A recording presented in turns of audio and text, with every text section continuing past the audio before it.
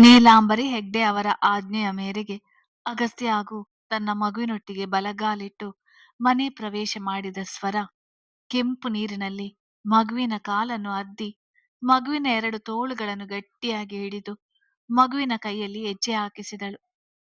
ಪೂಜಾ ದೇವರ ಕೋಣೆ ಹತ್ರ ನನ್ನನ್ನು ಕರ್ಕೊಂಡು ಹೋಗು, ಹಾಗೆ ನೀನು ಮಗುವನ್ನ ಅಲ್ಲಿಯ ತನಕ ಕರೆದುಕೊಂಡು ಬಾ ಎಂದು ಹೇಳುತ್ತಾ ನೀಲಾಂಬರಿಯವರು ವೀಲ್ಚೇರ್ ಮೂಲಕ ದೇವರ ಕೋಣೆಯ ಬಾಗಿಲ ಹತ್ತಿರ ಹೋಗುವರು. ಮಗಳನ್ನು ನಿಧಾನವಾಗಿ ಪುಟ್ಟ ಪುಟ್ಟ ಹೆಜ್ಜೆ ಇಡಿಸುತ್ತಾ ದೇವರ ಕೋಣೆ ಹತ್ತಿರ ಇರುವ ಸ್ವರ ಅಳುತ್ತಿದ್ದ ಮಗಳನ್ನು ಎತ್ತಿಕೊಂಡಳು. ಹೊಸ ಜಾಗ, ಹೊಸ ಮುಖವನ್ನೋಡಿ ಮಗು ಅಳುತ್ತಿತ್ತು. ಬಾಗಿಲಿನಿಂದ ಹಿಡಿದು ದೇವರ ಕೋಣೆಯವರೆಗೂ ಮೂಡಿದ ಹೆಜ್ಜೆಯ ಗುರುತುಗಳನ್ನು ನಿಂತು ನೋಡಿದ ಅಗಸ್ತ್ಯ ಇನ್ನಾಗದು ಎನ್ನುವಂತೆ ಲಿಫ್ಟ್ ಹತ್ತಿರ ಹೋದವನು. ಲಿಫ್ಟ್ ಓಪನ್ ಮಾಡಿ ಒಳಗೆ ಸೇರಿದವನು ಲಿಫ್ಟ್ ಮೂಲಕ ತನ್ನ ರೂಮ್ ತಲುಪಿಬಿಟ್ಟ. ಮಗನ ಕೋಪದ ಅರಿವಿದ್ದ ನೀಲಾಂಬರಿಯವರು ಅವನಿಗೆ ಮತ್ತೆ ಬಲವಂತ ಮಾಡಲಿಲ್ಲ. ಬಲವಂತ ಮಾಡಿದ್ರೆ ಮತ್ತೆ ಇಲ್ಲಿ ರಣರಂಗ ಸೃಷ್ಟಿಯಾಗುತ್ತಿತ್ತು ಎಂದು ಗೊತ್ತವರಿಗೆ. ಇಲ್ಲಿ ಈ ಗೋಡೆಯ ಹತ್ತಿರ ಮಗುವಿನ ಹೆಜ್ಜೆಯ ಗುರುತು ಮಾಡು.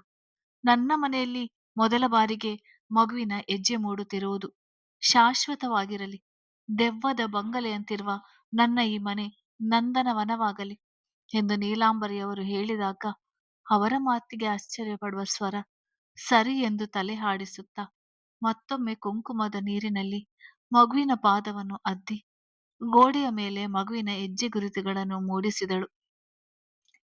ಸರಿ, ಈಗ ಮಗು ಕೊಡು ನನಗೆ, ನೀನೋಗಿ ದೇವರ ಕೋಣೆಯಲ್ಲಿ ದೀಪ ಬೆಳಗಿಸು ಎಂದು ಹೇಳಿ ಸೊರಳನ್ನು ಹತ್ತಿರ ಕರೆದಾಗ ಮಗಳನ್ನು ಕರೆದುಕೊಂಡು ನೀಲಾಂಬರಿ ಹೆಗಡೆಯವರತ್ರ ಹೋಗುವ ಸ್ವರ ಭಯದಲ್ಲಿ ನಡುಗುತ್ತಿದ್ದಳು. ಹೆದರಿಕೊಳ್ಬೇಡ, ನಾನೇನು ಹುಲಿಯ ಅಥವಾ ಸಿಂಹ ಅಲ್ಲ. ನಿನ್ನ ಹಾಗೆ ನಾನು ಕೂಡ ಒಬ್ಬ ತಾಯಿ. ನಿನ್ನ ಮಗುವನ್ನು ಏನು ಮಾಡೋಲ್ಲ. ನೀನು ಹೆದರಿಕೊಳ್ಳುವಂತೆ ನಿನ್ನಿಂದ ಮಗುನ ದೂರ ಮಾಡೋಲ್ಲ. ಹೋಗು, ದೀಪ ಬೆಳಗಿಸು, ನನ್ನ ಮಗು ಮೊಮ್ಮಗಳನ್ನು ಕೊಡು ಎಂದು ಕೇಳಿದಾಗ ಕಣ್ಣೀರು ಒರೆಸಿಕೊಳ್ಳುವ ಸ್ವರ ಮಾತನಾಡದೆ ಸರಿ ಎಂದು ತಲೆ ಆಡಿಸಿ ಅಳುತ್ತಿದ್ದ ಮಗಳನ್ನು ಅವಳ ಹತ್ತಿರ ಕೊಡುವಳು. ಬಾರೆ ಬಂಗಾರಿ, ನನ್ನಮ್ಮ, ಎಷ್ಟು ಮುದ್ದಾಗಿದ್ಯಾ ನೀನು. ನನ್ನ ಅಗಸ್ತ್ಯನ ರೂಪವೇ ಬಂದಿದೆ ನಿನಗೆ ಎಂದು ಮೊಮ್ಮಗಳನ್ನು ಮೊದಲ ಬಾರಿಗೆ ಮುದ್ದಾಡುವ ನೀಲಾಂಬರಿಯವರು ಇನ್ನು ಕೂಡ ಅಲ್ಲಿಯೇ ನಿಂತಿದ್ದ ಸೊರಳನ್ನು ನೋಡಿ ಕಣ್ಣಲ್ಲಿಯೇ ದೇವರ ಮನೆ ಕಡೆ ತೋರಿಸಿದಾಗ ತಡಬಡಾಯಿಸಿ ಸರಿ ಎಂದು ತಲೆ ಆಡಿಸಿದವಳು ನಡುಗುವ ಹೆಜ್ಜೆಗಳನ್ನು ಇಡುತ್ತಾ ದೇವರ ಕೋಣೆಯನ್ನು ಪ್ರವೇಶ ಮಾಡಿದವಳು. ದೀಪ ಬೆಳಗಿಸಿ ಕಣ್ಣು ಮುಚ್ಚಿದಳು. ನನಗೆ ಭಯ ಆಗುತ್ತೆ. ನಿನ್ನತ್ರ ಬೇಡಿಕೊಳ್ಳಲು ನೀನು ಇದುವರೆಗೂ ನಾನು ಬೇಡಿಕೊಳ್ಳುವುದನ್ನು ಏನನ್ನು ನೆರವೇರಿಸಿಲ್ಲ. ನೀನು ಇಟ್ಟ ಹಾಗೆಯೇ ಆಗಲಿ. ಆದ್ರೆ ದಯವಿಟ್ಟು ನನ್ನಿಂದ ಈ ಮನೆಗೆ ಯಾವುದೇ ಕಷ್ಟ ಕೊಡ್ಬೇಡ ಅಷ್ಟೆ. ಕೇಳುವುದು ಅಂತಷ್ಟೇ ಬೇಡಿಕೊಂಡು ಹೊರಗೆ ಬಂದಿದ್ದಳು. ಮೈ ಲಿಟಲ್ ಪ್ರಿನ್ಸೆಸ್, ಇಷ್ಟು ಮುದ್ದಾಗಿದ್ಯಾ ನೀನು, ರಾಯಲ್ ಪ್ರಿನ್ಸೆಸ್ ತರ. ಯಾಕೆ ಅಳುವುದು ಬಂಗಾರ? ಅಮ್ಮ ಬೇಕಾ ನಿಂಗೆ? ಹೋಗುವಂತೆ ಅದಕ್ಕಿಂತ ಮೊದಲು ಅಜ್ಜಿ ಅಂತ ಹೇಳು, ಅಜ್ಜಿ ಎಂದು ನೀಲಾಂಬರಿ ಅವರು ಮಗುವಿನೊಟ್ಟಿಗೆ ಮಗುವಾಗಿದ್ದರು. ಮಾಮ್, ಮಾಮ್ ಎಂದು ತುಟಿಯುಬ್ಬಿಸಿ ಅಳುವ ಪುಟಾಣಿ ನಂತರ ನೀಲಾಂಬರಿಯವರ ಮುದ್ದುವಿಕೆಗೆ ಕರಗಿ ಅಜ್ಜಿಯ ಎದೆಗೆ ಹೊರಗಿಕೊಂಡಿತ್ತು. ಅಯ್ಯೋ, ಕ್ಯೂಟ್ ಇದ್ದಾಳೆ, ಎಷ್ಟು ಮುದ್ದಾಗಿ ಎದೆಗೆ ಹೊರಗಿಕೊಳ್ಳುತ್ತಿದ್ದಾಳೆ. ಪೂಜಾ, ಈ ಫೋಟೋ ತೆಗಿ ನನ್ನ ಮೊಮ್ಮಗಳ ಜೊತೆ ಎಂದು ನೀಲಾಂಬರಿಯವರು ಖುಷಿಯಲ್ಲಿ ಕೇಳಿದಾಗ ಪೂಜಾ 4-5 ಫೋಟೋ ತೆಗೆದಳು. ನನ್ನ ಬಂಗಾರ, ನೀನು ಗೊಂಬೆಯಾಗಿದ್ಯಾ. ನಾನ್ ನಿನ್ನ ಅಜ್ಜಿ ಅಲ್ವಾ? ಇನ್ಮೇಲೆ ನೀನು ಅಜ್ಜಿ ಜೊತೆನೆ ಆಟ ಆಡ್ಬೇಕು. ಎಷ್ಟು ಮುದ್ದಾಗಿದ್ಯಾ ನೀನು, ನನ್ನ ಹಗ್ಗು ತರಾನೇ ಇದ್ಯಾ. ಅವನು ಕೂಡ ಚಿಕ್ಕವನಾಗಿದ್ದಾಗ ಸೇಮ್ ನಿನ್ನ ಹಾಗೆ ಇದ್ದದ್ದು ಗೊತ್ತಾ ಎಂದು ಮೊಮ್ಮಗಳ ಕೆನ್ನೆಯನ್ನು ಮುದ್ದಿಸಿದ ನೀಲಾಂಬರಿಯವರಿಗೆ ಮೊಮ್ಮಗಳನ್ನು ಎಷ್ಟು ಮುದ್ದಾಡಿದರೂ ಸಾಕಾಗುತ್ತಿರಲಿಲ್ಲ. ಅಗಸ್ತ್ಯನ ನಂತರ ಇದೇ ಕೂಸನ್ನು ಅವರು ಮುದ್ದಾಡುತ್ತಿರುವುದು. ಹೊರಗಿನ ಪ್ರಪಂಚಕ್ಕೆ ದೊಡ್ಡ ಬಿಸ್ನೆಸ್ ವಿಮೆನ್ ಆಗಿರುವ ನೀಲಾಂಬರಿ ಹೆಗಡೆಯವರ ಹೊಸ ರೂಪ ಎಲ್ಲರಿಗೂ ಹೊಸದು. ಮಗುನ ತುಂಬಾಗಿ ಚೆನ್ನಾಗಿ ಬೆಳೆಸಿದ್ಯಾ. ಮುದ್ದು ಮುದ್ದಾಗಿ ಗುಂಡು ಗುಂಡಾಗಿದ್ದಾಳೆ, ಬೆನ್ನೆ ಮುದ್ದೆ ತರ. ನನ್ ಮುದ್ದು ಕೃಷ್ಣ ಇವಳು. ಹೆಸರೇನಾದ್ರೂ ಇಟ್ಟಿದ್ಯಾ ಎಂದು ಸೊರಳನ್ನು ನೋಡುತ್ತಾ ಕೇಳಿದರು. ಅದು ಅದ್ವಿಕಾ ಎಂದು ಇಟ್ಟಿದ್ದೇನೆ ಮೇಡಮ್ ಅಂತ ಸಂಕೋಚದಲ್ಲಿ ಹೇಳುವಳು. ವಾವ್, ಅದ್ವಿಕಾ ಅಂದ್ರೆ ಯುನಿಕ್ ಅಂತ ಅರ್ಥ ಬರುತ್ತೆ. ಒಳ್ಳೆ ಹೆಸರಿಟ್ಟಿದ್ಯಾ. ಎಷ್ಟು ತಿಂಗಳು ಮಗುವಿಗೆ? 1 ವರ್ಷನಾ ಎಂದು ಕೇಳಿದರು. ಮುಂದಿನ ವಾರ 18ಕ್ಕೆ 9 ತಿಂಗಳು ತುಂಬುತ್ತೆ ಮೇಡಮ್ ಎಂದು ಭಯದಲ್ಲಿಯೇ ಹೇಳುವಳು. ನೋಡು, ನನ್ನ ಮೇಡಮ್ ಮೇಡಮ್ ಅಂತ ಕರಿಬೇಡ. ಒಂದು ಕೆಲ್ಸ ಮಾಡು. ಅಮ್ಮ ಬೇಡ, ಅತ್ತೆ ಅಂತ ಕರೆದು ಬಿಡು ಎಂದು ಹೇಳಿದಾಗ ಬೆಚ್ಚಿದ ಸ್ವರ ತಲೆ ತಿರುಗಿ ಬೀಳೋದೊಂದೇ ಬಾಕಿ ಇತ್ತು. ಅತ್ತೆನಾ? ಇಲ್ಲ ಇಲ್ಲ, ನಾನ್ ಮೇಡಮ್ ಅಂತಾನೆ ಕರಿತೀನಿ ಎಂದು ಮೆಟ್ಟಿಲು ಕಡೆ ನೋಡುತ್ತಾ ಭಯದಲ್ಲೇ ಉತ್ತರಿಸಿದಳು. ಸರಿ ಬಿಡು, ಕರೆಯುವ ಟೈಮ್‌ಗೆ ಕರೆಯುವಂತೆ. ಟ್ರಾವೆಲ್ ಮಾಡಿ ಸುಸ್ತಾಗಿರ್ಬೋದು. ಹೋಗಿ ರೆಸ್ಟ್ ಮಾಡು. ನಿನ್ಗೆ ಫಸ್ಟ್ ಫ್ಲೋರ್‌ನಲ್ಲಿರುವ 2ನೇ ರೂಮ್‌ನಲ್ಲಿ ಅರೇಂಜ್ ಮಾಡ್ಸಿದೀನಿ. ನಿಮ್ ಜೊತೆ ಜಯಮ್ಮ ಕೂಡ ಇರ್ತಾರೆ. ಮಗುವಿಗೆ ಸ್ನಾನ ಮಾಡಿಸಲು, ಹಾಗೆ ಉಳಿದ ಕೆಲ್ಸಕ್ಕಾಗಿ ನಿಂಗೆ ಏನೇ ಬೇಕು ಅಂದ್ರೂ ಕೂಡ ಸಂಕೋಚ ಪಟ್ಕೊಳ್ಳದೆ ಕೇಳು. ಯಾಕೆಂದ್ರೆ ಇದು ನನ್ನ ವಂಶದ ರಕ್ತ. ಯಾವುದೇ ಕೊರತೆ ಇಲ್ಲದೆ ಬೆಳಿಬೇಕು. ಈ 9 ತಿಂಗಳು ನಮ್ಮ ವಂಶದ ಕುಡಿಯ ಅರಿವಿಲ್ಲದೆ ನಾವು ಸೋತಿದ್ದೇವೆ. ಆದ್ರೆ ಈಗ ಮತ್ತೆ ಆ ತಪ್ಪನ್ನು ಮಾಡಲ್ಲ. ಮಗುವಿಗೆ ಬೇಕಾದ ಎಲ್ಲಾ ಕರ್ತವ್ಯವನ್ನು ನಾವು ಮಾಡುತ್ತೇವೆ ಎಂದು ಮೊಮ್ಮಗಳನ್ನು ಮುದ್ದಾಡುತ್ತಾ ಹೇಳಿದಾಗ ಸರಿ ಎಂದು ತಲೆ ಆಡಿಸಿದಳು. ಮಗು ಆರೋಗ್ಯ ಚೆನ್ನಾಗಿರ್ಬೇಕಂದ್ರೆ ನಿನ್ನ ಆರೋಗ್ಯ ಕೂಡ ಚೆನ್ನಾಗಿರ್ಬೇಕು. ಹಾಗಾಗಿ ನಿನ್ನ ಊಟ ತಿಂಡಿಯ ವಿಷಯವನ್ನು ಜಯಮ್ಮ ನೋಡ್ಕೊಳ್ತಾರೆ. ನೀನ್ ತುಂಬಾ ವೀಕ್ ಇರುವ ಹಾಗಿದ್ದಿ.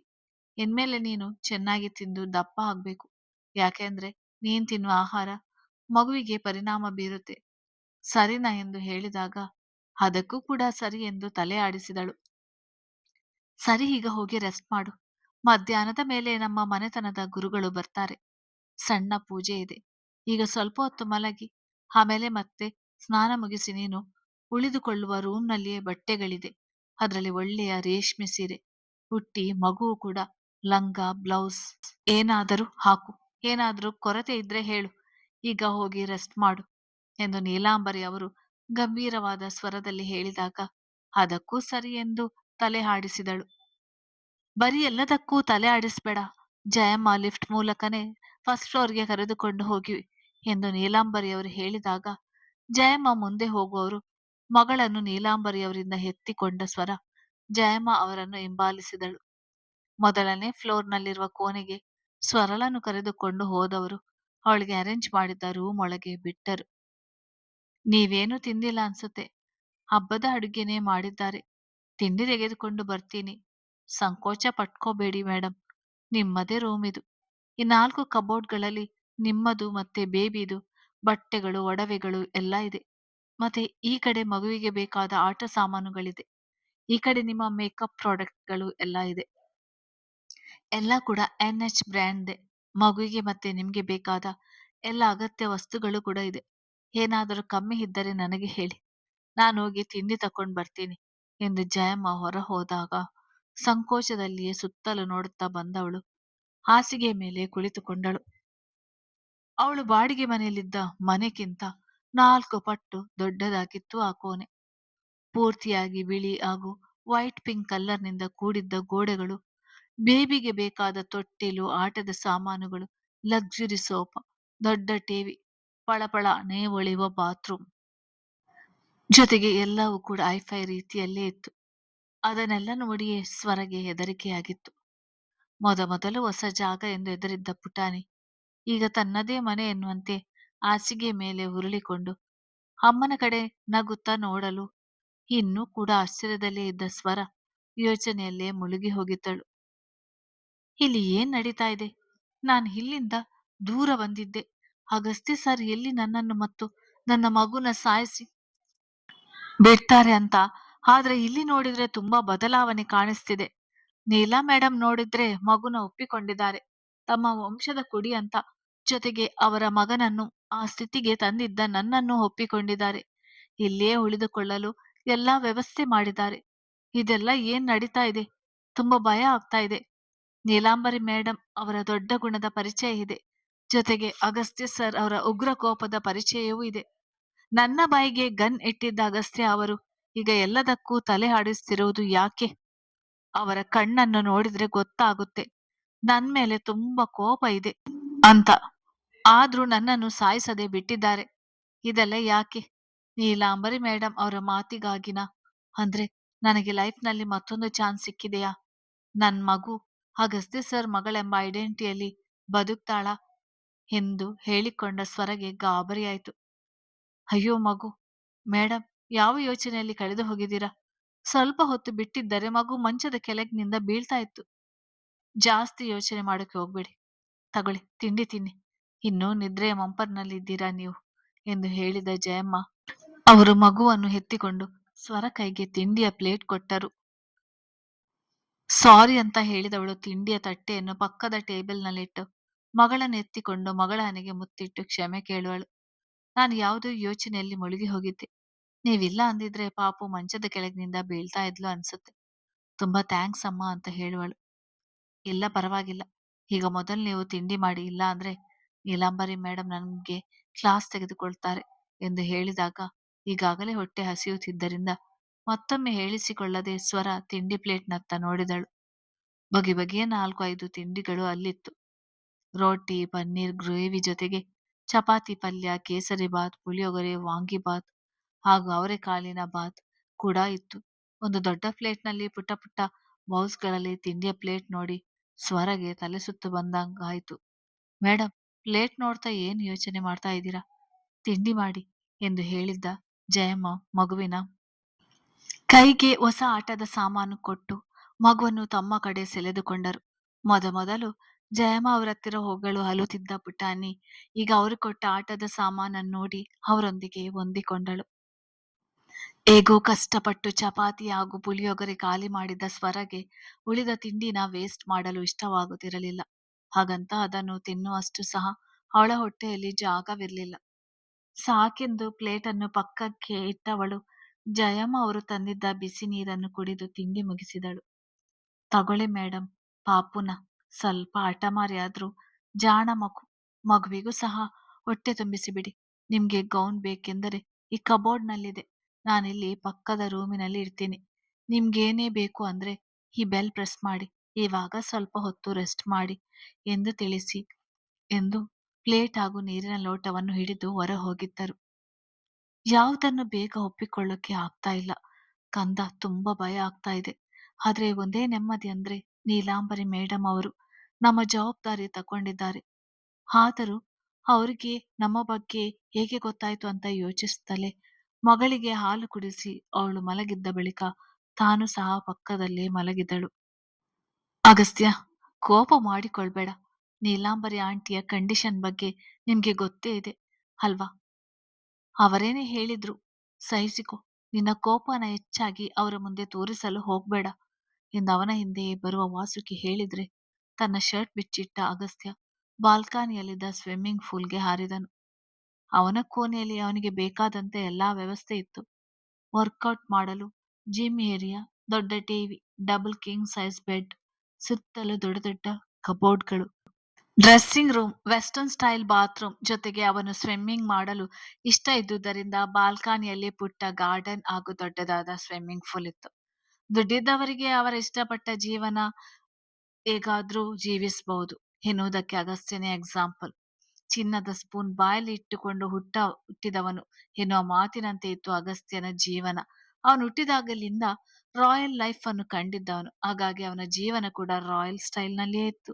ಸ್ವಿಮ್ಮಿಂಗ್ ಮಾಡಿ ಮನ ತಣಿಸಿಕೊಂಡವನು ಮೇಲೆದ್ದು ಬಂದು ಸಿಗರೆಟ್ ಸೇದುತ್ತಾ ನಿಂತುಕೊಂಡನು. ಇವತ್ತು ನೈಟ್ ಪಾರ್ಟಿಗೆಲ್ಲ ರೆಡಿ ಆಗಿದ್ಯಾ? ಕೆವಿನ್ ಅವರು ಬರ್ತಾ ಇದ್ದಾರೆ. ಪಾರ್ಟಿಯಲ್ಲಿ ಏನೂ ಕೊರತೆ ಇರಬಾರ್ದು. ಎಲ್ಲ ಟಾಪ್ ರೇಟ್ ನಲ್ಲಿ ಇರ್ಬೇಕು. ಹಾಗೆ ನಮ್ಮ ಬಿಸಿನೆಸ್ ಫ್ರೆಂಡ್ಸ್ಗೆಲ್ಲ ಇನ್ವಿಟೇಷನ್ ಕಾರ್ಡ್ ಹೋಗಿದೆ ಅಲ್ವಾ ಎಂದು ಗಂಭೀರವಾಗಿ ಕೇಳುವನು. ಈಗ ಅವನು ಪಕ್ಕಾ ಬಿಸಿನೆಸ್ ಮ್ಯಾನ್ ರೀತಿಯಲ್ಲಿ ವರ್ತಿಸುತ್ತಿದ್ದ. ಎಸ್ ಸರ್, ಎಲ್ಲ ರೆಡಿ ಇದೆ. ಈಗಾಗಲೇ ನಮ್ಮದೇ ಇವೆಂಟ್ ಮ್ಯಾನೇಜ್ಮೆಂಟ್ ಅದೆಲ್ಲದರ ಅರೇಂಜ್ಮೆಂಟ್ ಮಾಡಿಕೊಂಡಿದೆ. ಕೆವಿನ್ ಸರ್ಗೆ ಸೂಟ್ ಹೋಗಿದೆ. ಹಾಗೆ ಶೇರ್ ಹೋಲ್ಡರ್ಸ್ ಹಾಗೂ ಬಿಸಿನೆಸ್ ಫ್ರೆಂಡ್ಸ್ಗಳಿಗೆಲ್ಲ ಪಾರ್ಟಿಗೆ ಇನ್ವೈಟ್ ಮಾಡಿ ಆಗಿದೆ ಎಂದು ಇವನು ಸಹ ಪ್ರೊಫೆಷನ್ಗೆ ಬಂದು ಉತ್ತರಿಸಿದ. ಓಕೆ, ಈಗಾಗಲೇ ಟೈಮ್ 7:30 ಇವತ್ತು ಯಾವ ಇಂಪಾರ್ಟೆಂಟ್ ಮೀಟಿಂಗ್ ಇಲ್ವಲ್ಲ? ನಾನು ಮನೆಯಲ್ಲಿಯೇ ಇರ್ತೀನಿ. ನೀನು 2 ಮೀಟಿಂಗ್‌ನ ಅಟೆಂಡ್ ಮಾಡಿ ನಂಗೆ ಇಮೇಲ್ ಮಾಡು ಎಂದು ತಿಳಿಸಿದಾಗ ಸರಿ ಎಂದು ತಲೆ ಆಡಿಸುವ ವಾಸುಕಿ ಅಲ್ಲಿಂದ ಹೊರ ಹೋಗುವನು. ಕುಮಾರ್ ಸಾರ್ದು ಬ್ರೇಕ್‌ಫಾಸ್ಟ್ ಆಗಿಲ್ಲ. ನೀಲಾಂಬರಿ ಮೇಡಮ್‌ಗೆ ಒಂದ್ಸಲ ಹೇಳ್ತೀನಿ. ನೀನು ಅವರನ್ನು 8:30 ಆಗುತ್ತಿದ್ದಾಗೆ ಕರೆದು ಬಿಡು. ಮಲಗಿದ್ರೆ ರೆಸ್ಟ್ ಮಾಡ್ಲಿ. ಇಲ್ಲಾಂದ್ರೆ 8:30ಕ್ಕೆಲ್ಲ ಬ್ರೇಕ್‌ಫಾಸ್ಟ್ ಆಗ್ಬೇಕು ಎಂದು ಅಗಸ್ತ್ಯನ ಪರ್ಸನಲ್ ಕುಕ್ಕಿಗೆ ತಿಳಿಸಿದ ವಾಸುಕಿ ಆಫೀಸ್‌ನತ್ತ ಹೋಗುವನು. 8:30 ಆದರೂ ಅಗಸ್ತ್ಯ ರೂಮ್ ಬಾಗಿಲು ತೆರೆಯದೇ ಇದ್ದಾಗ ಅವನ ಪರ್ಸನಲ್ ಕುಕ್ ಕುಮಾರ್ ನೀಲಾಂಬರಿ ಹೆಗಡೆಯವರಿಗೆ ಈ ವಿಷಯವನ್ನು ತಿಳಿಸಿದ ನಂತರ ನೀಲಾಂಬರಿ ಅವರು ಮಗನಿಗೆ ಕಾಲ್ ಮಾಡಿ ಡೈನಿಂಗ್ ಹಾಲ್‌ಗೆ ಬರುವಂತೆ ಆರ್ಡರ್ ಮಾಡಿದರು. ಸ್ವರ ಹಾಗೂ ಅವಳ ಮಗು ಈ ಮನೆಯಲ್ಲಿದ್ದಾರೆ ಅನ್ನುವ ವಿಚಾರವನ್ನೇ ಮರೆತಂತೆ ಬಂದು ಕುಳಿತುಕೊಂಡವನು ಎಂದಿನಂತೆ ತಾಯಿಯೊಂದಿಗೆ ಬಿಸಿನೆಸ್ ಕುರಿತಾಗಿ ಮಾತನಾಡುತ್ತಾ ತಿಂಡಿ ಮುಗಿಸುವನು. ಇವತ್ತು ನೈಟ್ ಪಾರ್ಟಿ ಇದೆ. ಕೆವಿನ್ ಅವರು ಬರ್ತಾ ಇದ್ದಾರೆ. ನಿಮ್ಮ ಬಗ್ಗೆ ಹೇಳಿದ್ದೇನೆ ಅವರಿಗೆ. ನೀವು ಅವರ ದೊಡ್ಡ ಫ್ಯಾನ್ ಅಂತ ಅವರು ತುಂಬಾ ಕೇಳಿ ಖುಷಿ ಪಟ್ಟಿದ್ದಾರೆ ಎಂದು ತಿಳಿಸುವನು. ಸರಿ ಅಗ್ಗು, ಈಗ ಹೋಗಿ ರೆಸ್ಟ್ ಮಾಡು. ನೈಟ್ ಎಲ್ಲ ತುಂಬಾ ಟ್ರಾವೆಲ್ ಇತ್ತು ಅಲ್ವಾ? ಮಧ್ಯಾಹ್ನದ ವೇಳೆ ಗುರುಗಳು ಬರ್ತಾ ಇದ್ದಾರೆ. ಈಗ ಹೋಗಿ ರೆಸ್ಟ್ ಮಾಡು. ನೀನ್ ನಾಳೆಯಿಂದ ಆಫೀಸ್‌ಗೆ ಹೋಗುವಂತೆ ಎಂದು ಹೇಳಿದಾಗ ಸರಿ ಎಂದು ತಲೆ ಆಡಿಸಿದವ ಲಿಫ್ಟ್ ಮೂಲಕ ರೂಮ್ ತಲುಪಿ ಲ್ಯಾಪ್‌ಟಾಪ್ ಅನ್ನು ಹಿಡಿದು ಕುಳಿತುಕೊಂಡ. ಮಧ್ಯಾಹ್ನದ ಹೊತ್ತಿಗೆ ಬರುತ್ತೇನೆ ಅಂತ ಹೇಳಿದ ಗುರುಗಳು ಟ್ರಾಫಿಕ್‌ನಲ್ಲಿ ಲೇಟ್ ಆದುದರಿಂದ ಸಂಜೆ 5 ಗಂಟೆ ಅಷ್ಟೊತ್ತಿಗೆ ಬರುತ್ತೇನೆ ಎಂದು ತಿಳಿಸಿದರು. ಮಧ್ಯಾಹ್ನದ ಊಟ ಮುಗಿದ ಬಳಿಕ ನೀಲಾಂಬರಿ ಅವರು ಮನೆಯನ್ನು ಮತ್ತೊಮ್ಮೆ ಕ್ಲೀನ್ ಮಾಡುವಂತೆ ಹೇಳಿದರು. ಅದರಂತೆ 1 ಗಂಟೆಯಲ್ಲಿ ಹಾಲ್ ಕ್ಲೀನ್ ಆಗಿತ್ತು. ಬೆಳಿಗ್ಗೆ ಮಗುವಿನ ಹೆಜ್ಜೆ ಗುರುತುಗಳಿದ್ದ ಜಾಗ ಬಿಟ್ಟು ಮತ್ತೆಲ್ಲ ಕಡೆ ನೀಟಾಗಿ ಕ್ಲೀನ್ ಮಾಡಿದರು. ಇತ್ತ ಮಧ್ಯಾಹ್ನದ ಸಮಯದಲ್ಲೂ ಸ್ವರಗೆ ಊಟ ರೂಮಿಗೆ ಹೋಗಿತ್ತು. ಮಧ್ಯಾಹ್ನದ ತನಕ ನಿದ್ದೆ ಮಾಡಿದವಳು ಊಟ ಮುಗಿಸಿ ಸ್ವಲ್ಪ ಹೊತ್ತು ಮಗಳೊಂದಿಗೆ ಆಟವಾಡಿದಳು. ನಂತರ ನೀಲಾಂಬರಿ ಹೆಗ್ಡೆ ಅವರಿಂದ ರೆಡಿಯಾಗಬೇಕು ಎಂಬ ಆದೇಶ ಬಂದಾಗ ಮತ್ತೊಮ್ಮೆ ತಾನೊಮ್ಮೆ ಸ್ನಾನ ಮಾಡಿ ಮಗುವಿಗೂ ಸ್ನಾನ ಮಾಡಿಸಿದವಳು ನೀಲಾಂಬರಿಯವರು ಮಗುವಿಗಾಗಿ ಕೊಟ್ಟು ಕಳಿಸಿದ ಬಟ್ಟೆಯನ್ನು ಮಗಳಿಗೆ ಹಾಕಿ ಅವರು ಕಳಿಸಿದ ಒಡವೆಗಳನ್ನು ಹಾಕಿ ರೆಡಿ ಮಾಡಿದಳು. ಮೇಡಮ್, ಪಾಪುಗೆ ರೆಡಿ ಮಾಡಿ ಆಯ್ತಲ್ಲ, ಇವಾಗ ನೀವು ರೆಡಿಯಾಗಿ ಬಿಡಿ. ತುಂಬಾ ಸಮಯ ಆಗಿದೆ. ಗುರುಗಳು ಇನ್ನೇನು 10-20 ನಿಮಿಷದಲ್ಲಿ ಮನೆಗೆ ಬರ್ತಾರೆ ಎಂದು ಜಯಮ್ಮ ಅವರು ತಿಳಿಸಿದಾಗ NH ಬ್ರ್ಯಾಂಡ್‌ನ ರೇಷ್ಮೆ ಸೀರೆ ಹಿಡಿದು ನೋಡಿದ ಸ್ವರಗೆ ಆಶ್ಚರ್ಯವಾಯಿತು. ಸುಮಾರು 50,000ದಷ್ಟು ಬೆಲೆ ಬಾಳುವ ಸೀರೆ ಅದು. ಅದನ್ನು ಮುಟ್ಟಿಯೇ ಭಯ ಆಯಿತು.